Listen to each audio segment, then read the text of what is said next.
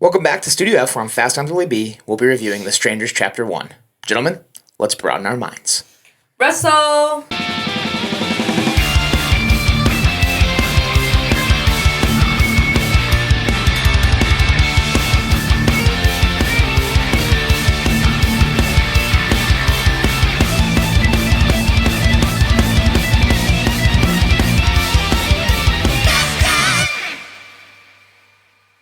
Welcome back to Fast Times Willy B. I'm Willy B. I got Rosie back. Rosie, how are we doing today? Good, how are you? Doing good. So today, we'll be reviewing The Strangers Chapter 1, the third movie in the Strangers universe, but the start of a new trilogy. So we have Chapter 2 and Chapter 3 confirmed. Supposed to come out within by the end of 2025, I believe. Yeah, that'll be interesting to see how that goes. But we got Chapter 1 here, which I thought was a prequel, but it isn't. It's just a full reboot. Yeah, I was excited to see The start. An origin story, if you will, but I was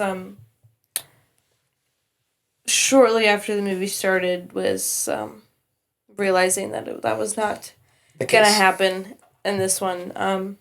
I would like to see an origin story Of the Strangers? of, how they met, did they have something in common, or, Are they related? I don't know. Where is it from? I feel like they have to have a backup story. I don't know. I was really hoping, the title... Being called Chapter 1. Yeah, I really thought it was going to be like that. Not knowing, when we were, seeing the trailers for this stuff and hearing about it, I wasn't even aware that a Chapter 2 and 3 were happening. Right. Once I found out there was a 2 and 3, I kind of got the idea that, okay, this isn't a prequel, this is a whole new trilogy. Right. But yes, this is the start of a new trilogy, directed by Rennie Harlan, which a lot of people probably don't know, but he directed Deep Blue Sea, a shark movie that I think is very good and is not Jaws. All right. But definitely not as good as Jaws. Right. Cast-wise, a bunch of new faces. Madeleine Pesch and Froy Gutierrez are our two leads in this one. And we get a lot of townspeople here and there. Yeah. Obviously, we have the Scarecrow, the Dollface, and the Pinup Girl all returning in their menacing roles. But we'll start with the good. Sure. And this will probably be a fairly quick category. Yes. I didn't hate the movie by any means. I actually enjoyed this one more than Pray at Night. Okay. The good for me, I'll start with the look of Scarecrow. So in the original Strangers we got in 2008, Scarecrow has the suit, and Pray at Night, I believe he's wearing a suit as well, isn't he? I believe, yes. This one we get almost a lumberjack Scarecrow, and I know it's going to get mixed reviews. I know some people are going to hate it because it's not suited Scarecrow. Right.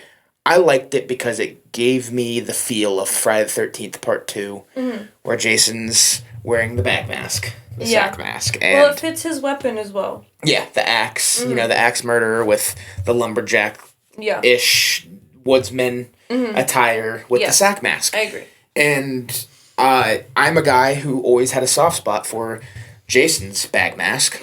And I get it, the hockey mask is iconic, and I do love the hockey mask. But I'm one of those guys that, I could have used a few more movies of the bag mask. And so getting to see what almost feels like that again was really cool for me. Yeah. And I put it in the good. Like I said, that might be a divisive take.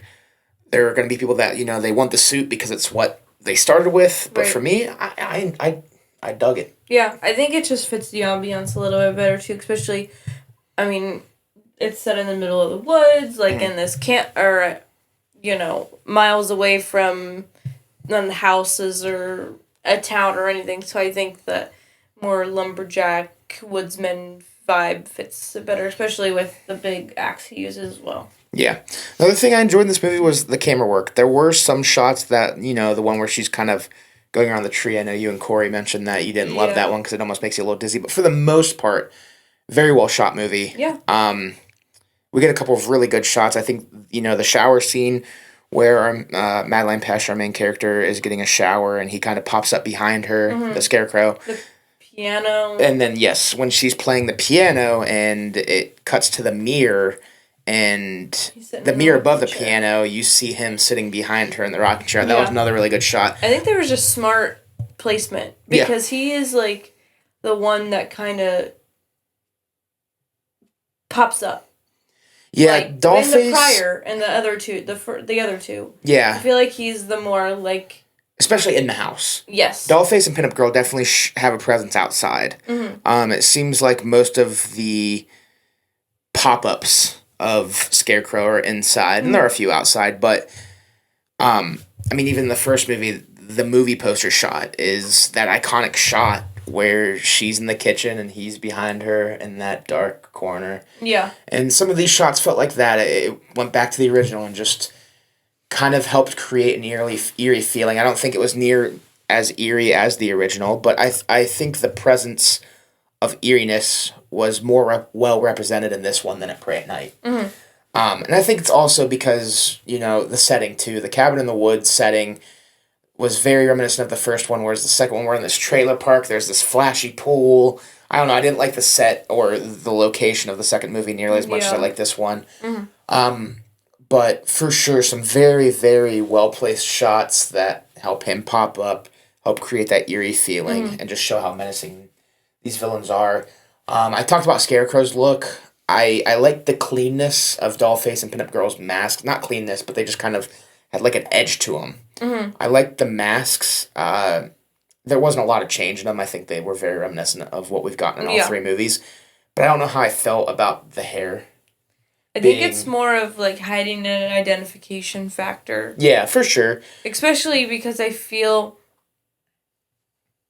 This might be a little off topic. But I feel that we might know who the girls are. Well, maybe. But I think that covering their hair, because I think their intention is to not always kill both the people, but still have one be hurt, but, like, is still alive. Yeah. So covering their hair doesn't give them any sort of identification. For sure. Like, she had brown hair, she had blonde hair. Right.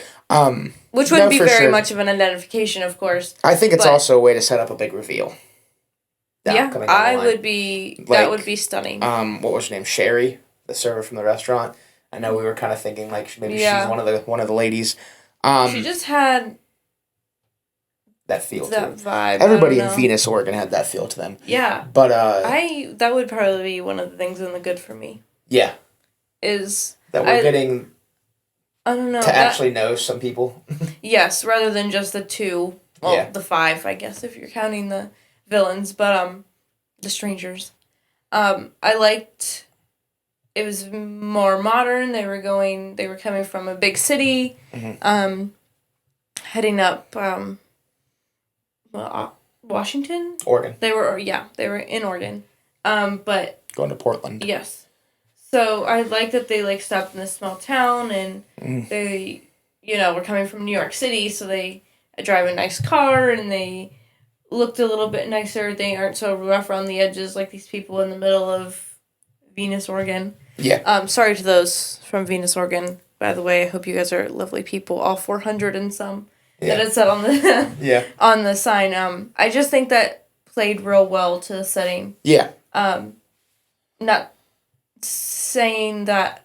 I think it added a little to the story too, especially with the car dying and having the mechanic. He was kind of creepy, and the people at the restaurant were kind of weird. I think they're just also not used to having visitors. Yeah. Because who is going to stop in the middle, a really, really itty-bitty little town. So I think that was another thing I liked about the plot. Yeah, I like the setting. The setting, yes. Venus was good. The cabin was good. I liked, the shed scene. Yeah. The layout of the cabin, the way it looked. Obviously, we get some of the tropey stuff that we know comes with a Strangers movie, and we'll get into that. But for the most part, I liked the look of the movie, and I think the camera work also had a lot to do with that. But it was well shot. And yeah, that's probably about where we can leave off with the good. Unfortunately. So we'll hop over to the meh. This is where I'd put the acting. Okay. I didn't think the acting was great. I thought there were some scenes where Pesh was great. I thought there were some scenes where Gutierrez was great. I don't know if their on-screen chemistry was great. It was choppy.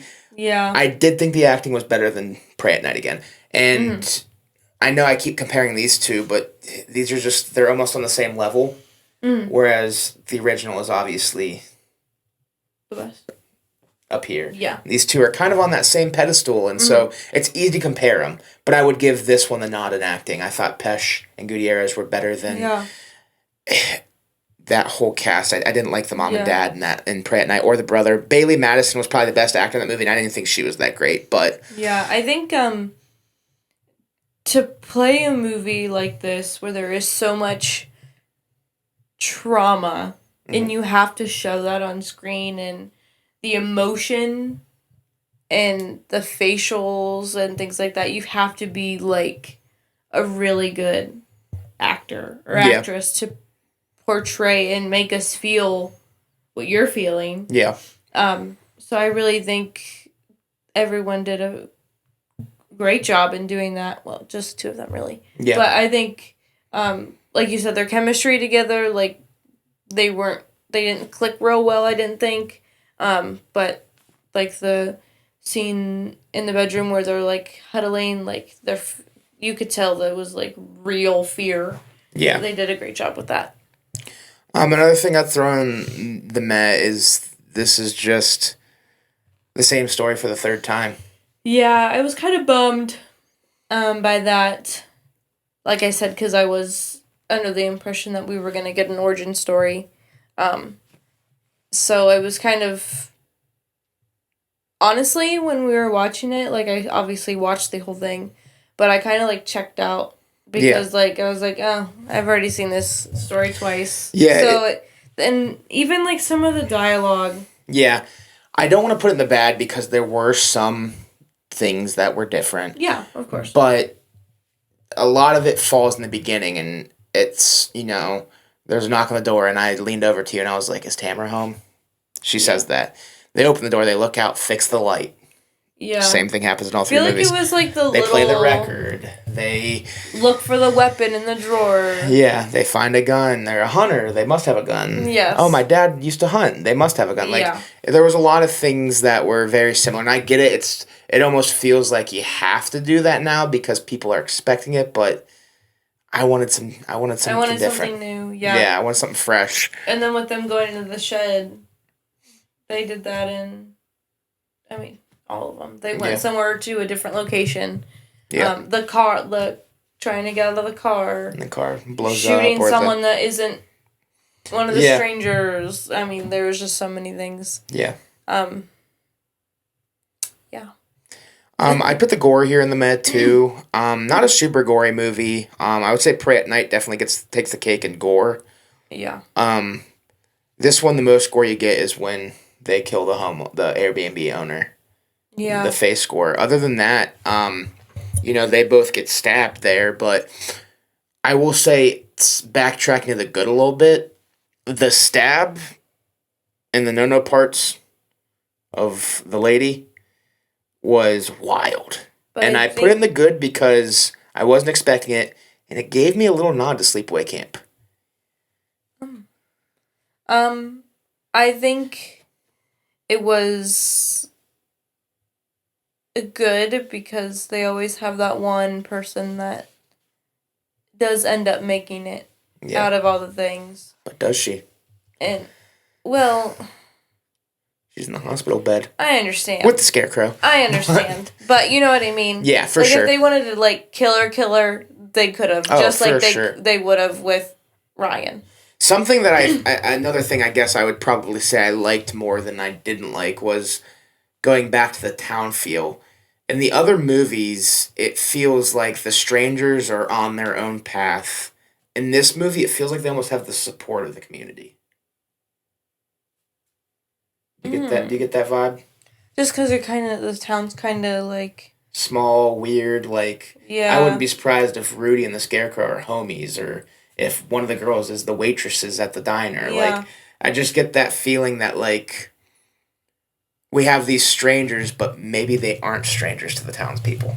Maybe. And they very well could be, anybody, because they do a really good job of disguising who they actually are. Yeah, the Not only showing any. I mean, even like the clothes that the Dollface and they have the leggings and Yeah. the long sleeve dresses. yeah, it doesn't really show like any body features or like Yeah. anything. So, I mean, the townspeople could very well not even know that what's going on. So Yeah, could be it just could gives be that anybody. vibe. The only thing that really throws me off from that vibe is the Airbnb owner being a part of this movie.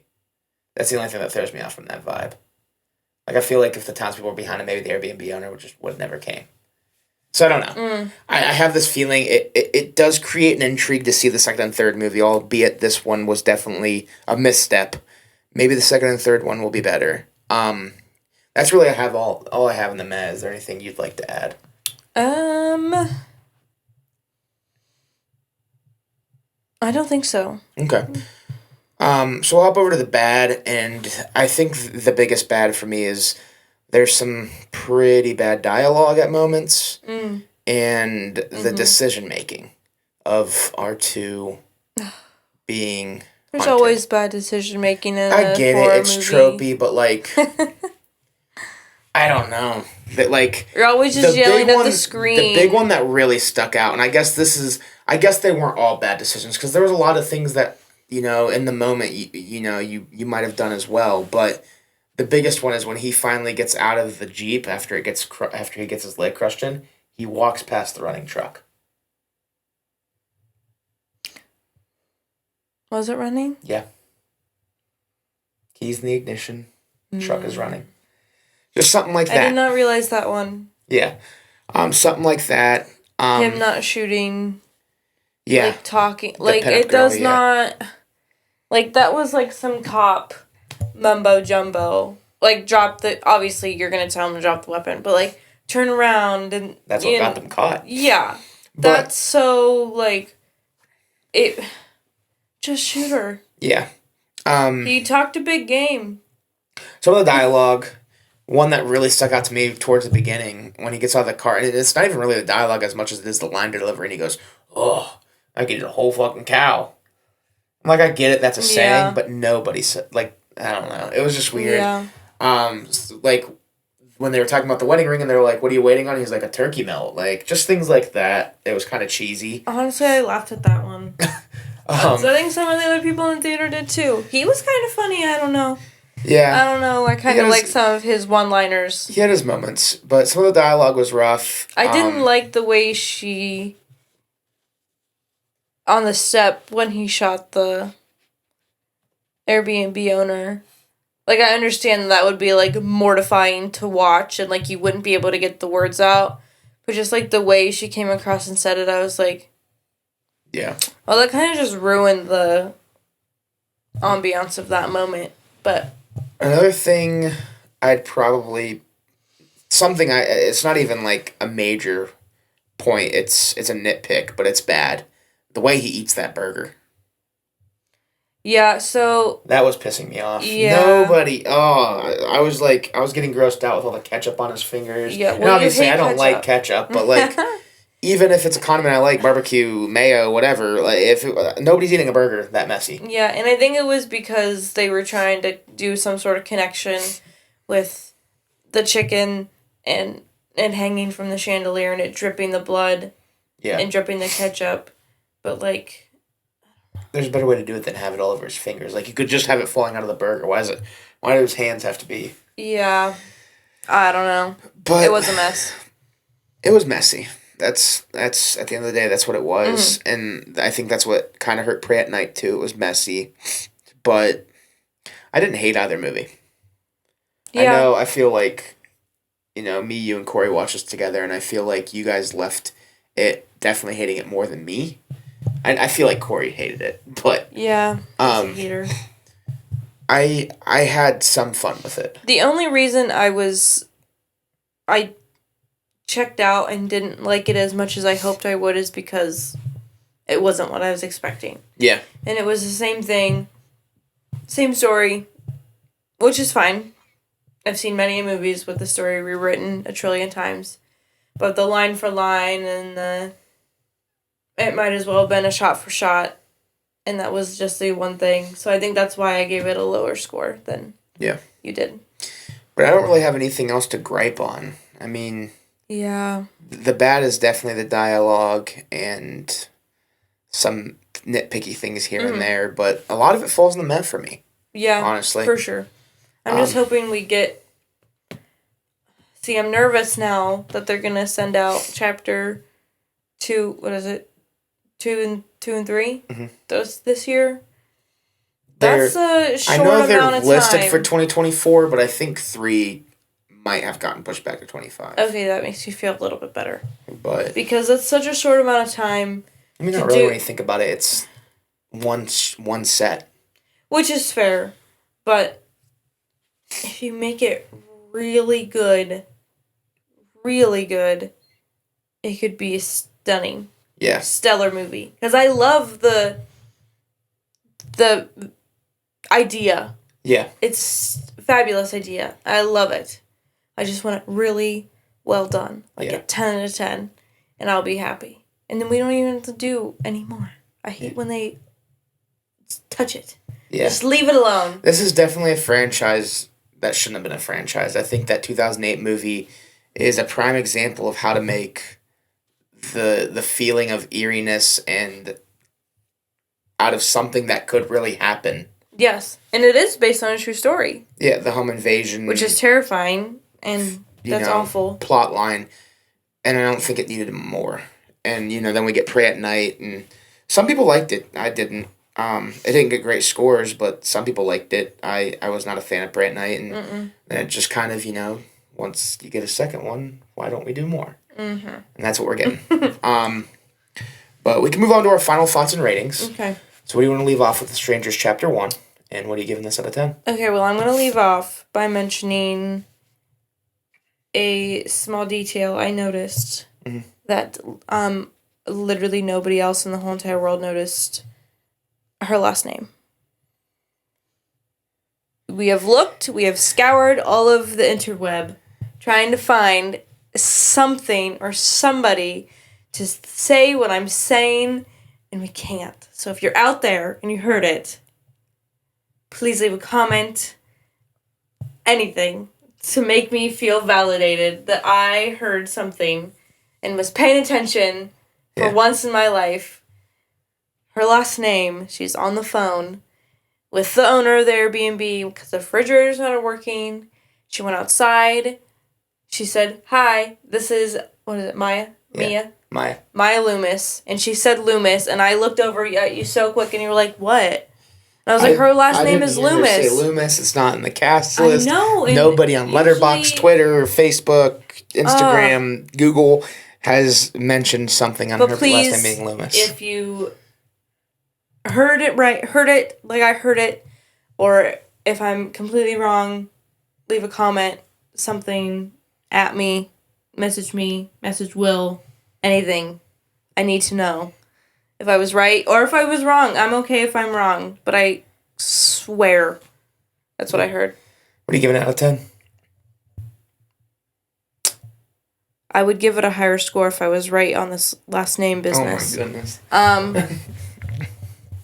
A 5. A 5? Okay. A 5, yeah. So we are giving it the same score once again. I'm going 5 out of 10. My goodness. I thought you'd be lower than a 5, but I'm going 5 because a lot of it fell in the meh for me. It was just a meh movie. Yeah. I gave Pray at Night a 4, and I think this is a peg above it, so I go 5 for this. Like I said, I liked the setting. I liked the look of the Scarecrow. Some of the camera work was done really well, but the writing could be a little bit better. Yeah, definitely. And I there is intrigue for me for chapter 2 and 3. Of course, I mean, there's some questions I want answered. Do we know the strangers? Have we seen the strangers?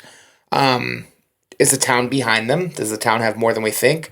Are we going to get to know more about the guy in the opening scene that has the missing poster at the diner? Yeah. Who got the turkey melt? Right. What's going on with the hospital? There's questions I want answered. For sure. And that's why there's intrigue for more of these. And if we've already watched the first 3... What's 2 more? Honestly, they're all 90 minutes or less. I was going to say, they're real short, too, so it's not like it's... They'll go by quick. killing a chunk of time to watch it, but I'm excited to watch trailers and see them and see if we get any of those answers. Yeah. Questions answered or anything at all. Hopefully a 10 out of 10 this year. Maybe we see Mrs. and Mr. Loomis. I hope so. But, yeah, we'll see. She was on the phone with somebody. Oh, it was her friend. Never mind. Yeah. Dang, she's no help. No. Darn. That'll do it for The Strangers Chapter 1. All right. Thank you. A pleasure. For joining me. Of course. Thank you all for watching. If you like what you're watching, check out some of these other videos. Hit the subscribe button or follow the social links down below. Again, thank you for watching, and we will talk to you all soon. Peace. Peace and love.